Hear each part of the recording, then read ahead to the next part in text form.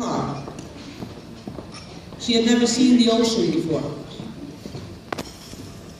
On a later trip, after driving with guests from Kosovo around the southern part of Iceland, visiting geysers and waterfalls, we came upon a sheep corral, and before we knew it, we were enveloped by robust farmers singing their hearts out, much like the choir we started out by listening to. On the way home, we stopped at a discount store and bought some waffle makers. They had tasted waffles on the way and wanted to make some of their own back home.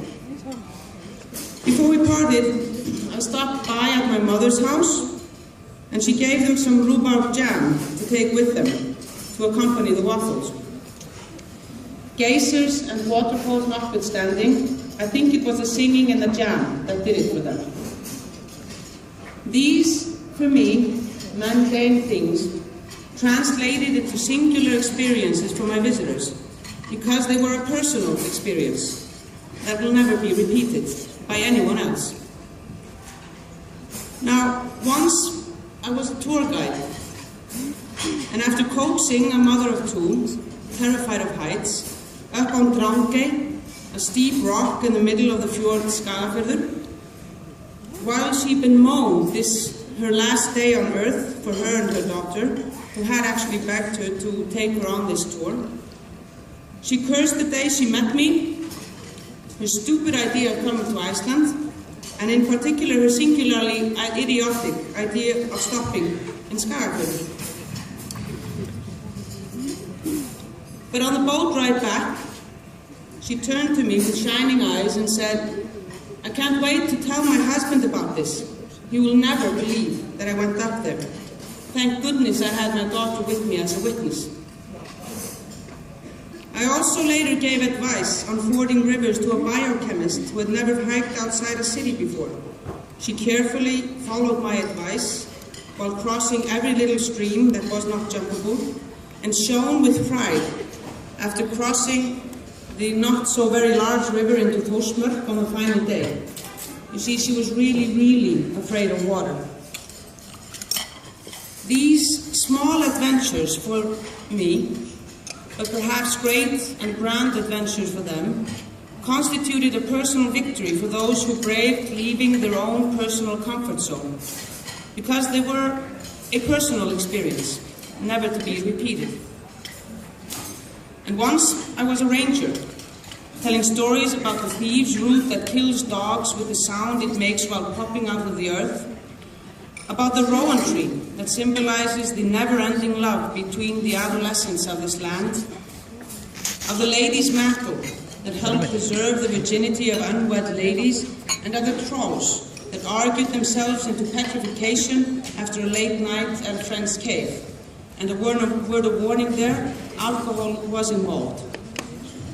These stories were happily received, because the stories of small things, meaningful to those that live with them every day, told a larger story about a country and people so different from their own, and yet so inherently alike.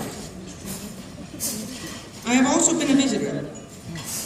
I stood in the early dawning light on board the Sarfak Iduk and watched the full morning moon peek out from between the majestic mountains surrounding the Eternity Fjord, and was filled with a sense of awe. I stepped timidly on Greenland's glacier, and although the ice had a similar feeling to our own ice, the sheer vastness of it, the knowing how large the ice sheet was upon which I stood, made me feel really, really, really small. I drove through the Faroese landscape, wondering at its similarity to, and otherworldliness from, the eastern fjords of Iceland. And I tasted skerpikjöt in Klaksvík, traveling there as a 12-year-old on tour with my swimming team, and although I hardly remember anything else from that trip, the interesting taste of skerpikjöt is forever in my mind knitted to the warm and wonderful hospitality I experienced there.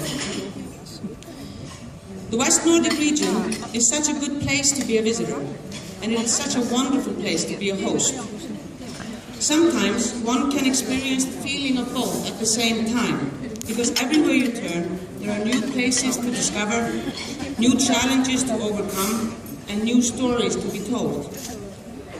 I am so grateful to you all for coming to Vestnorden, exchanging opportunities for hosting and visiting, and devoting your precious time to tourism in this region. Thank you so much, and cheers.